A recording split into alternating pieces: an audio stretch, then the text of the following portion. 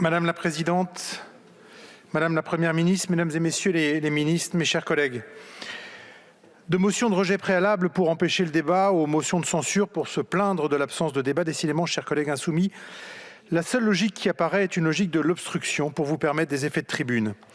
Toutes ces manœuvres révèlent finalement deux choses.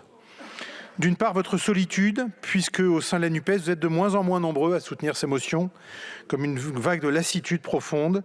D'autre part, votre incapacité à proposer un projet alternatif, c'est-à-dire qui puisse trouver une majorité pour financer la sécurité sociale. Je ne vous ferai pas l'affront de reprendre les scores obtenus par chacune de vos motions, mais on ne peut pas dire que votre audience soit croissante, bien au contraire. La répétition continue des mêmes discours ne vous a pas permis d'apporter une solution politique à des sujets aussi importants que ceux traités dans le projet de loi de financement de la sécurité sociale pour 2024. Permettez-moi de rappeler quelques chiffres.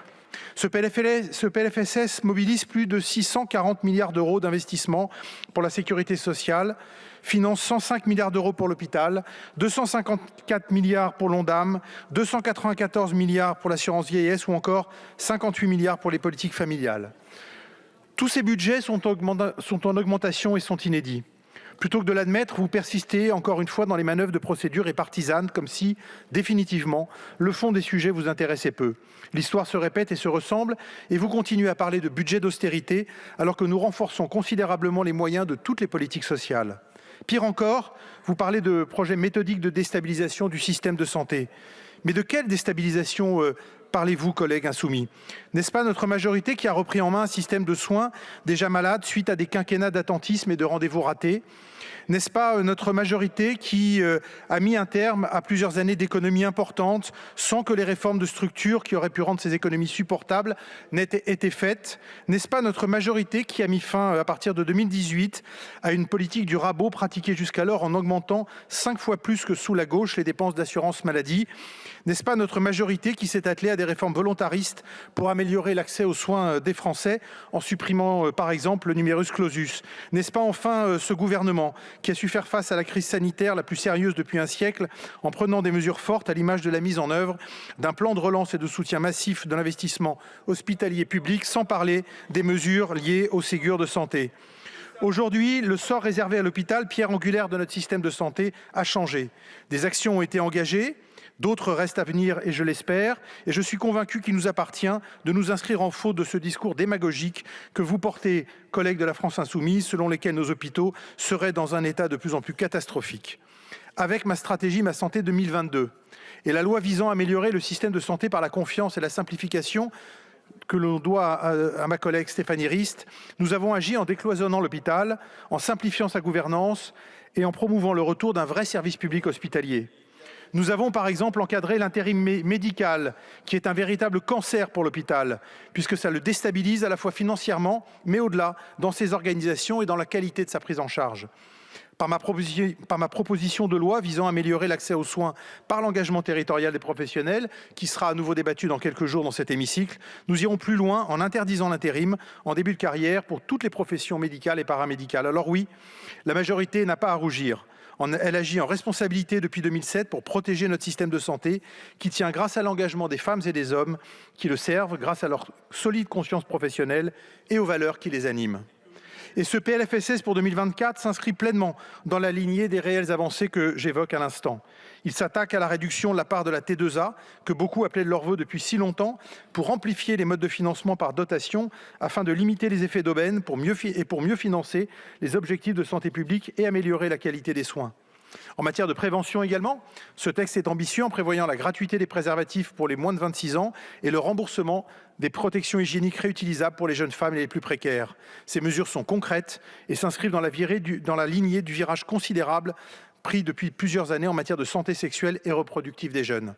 Concernant l'accès aux soins, saluons l'accélération du décloisonnement de notre système de santé, notamment en matière de partage de compétences, qui constitue l'un des engagements forts du président de la République. Cela a été fait par la reconnaissance du rôle et de la place des IPA il y a quelque temps, et cela est fait à nouveau dans ce texte en permettant aux pharmaciens de prescrire des antibiotiques après la réalisation d'un test rapide d'orientation diagnostique pour les angines et les cystites. Ce PLFSS fait donc écho à la volonté de faciliter l'accès le plus direct aux professionnels de santé.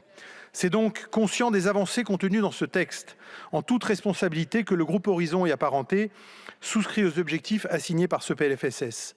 Si notre groupe est lucide et sait que ce PLFSS doit permettre d'atterrir après les années Covid et le quoi qu'il en coûte, nous aurions néanmoins, et je l'ai déjà dit, souhaité aller plus loin sur d'autres sujets, comme sur la réforme du financement, mais aussi sur la prévention des addictions. Je pense par exemple aux amendements adoptés en commission des affaires sociales qui tendent à modifier la fiscalité de l'alcool ou à augmenter les taxes sur les boissons alcoolisées aromatisées. Nous le savons, la consommation d'alcool représente un enjeu de santé publique majeur qui est à l'origine de 49 000 décès par an.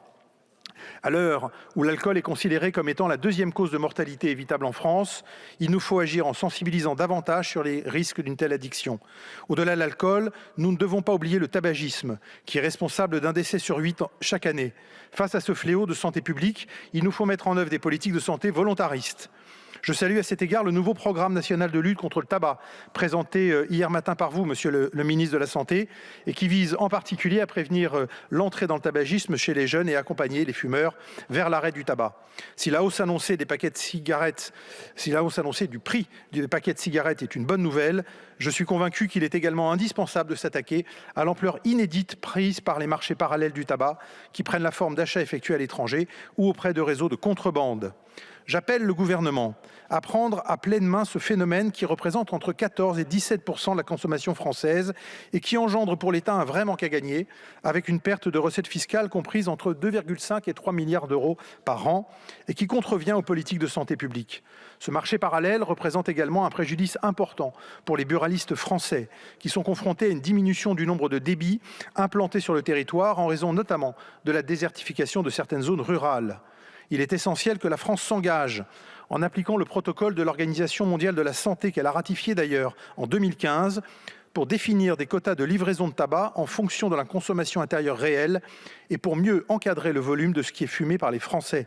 C'est tout l'objet de la proposition de loi que j'ai déposée le 7 novembre dernier et qui est soutenue aussi bien par la Confédération des buralistes que par l'ensemble des associations de lutte contre le tabagisme. Par ailleurs, pour le prochain projet de loi de financement de la sécurité sociale, comme je l'ai déjà évoqué dimanche dernier, à l'occasion encore une fois de l'examen d'une motion de censure de nos collègues insoumis, la voie de la co-construction devrait être préconisée afin que l'on puisse collectivement réfléchir très tôt dans l'année aux mesures adéquates pour moderniser notre système de sécurité sociale. Il nous faudra travailler ensemble dans un esprit de dialogue et de responsabilité partagée.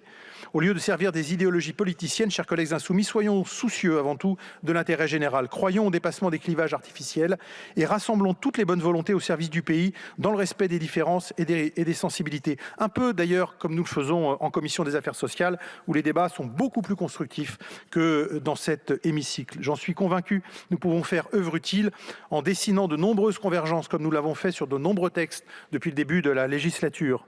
Nous ne pouvons nous contenter de lancer des réunions communes à quelques semaines de l'examen du PLFSS. Monsieur le ministre, voyons-nous tôt dans l'année et élaborons ensemble la prochaine copie pour le PLFSS 2025. C'est pourquoi, face à tout ce que j'ai dit et parce que nous soutenons résolument l'action et l'initiative de ce gouvernement, nous dénonçons cette motion de censure, nous ne la voterons pas et nous soutenons le gouvernement. Merci beaucoup.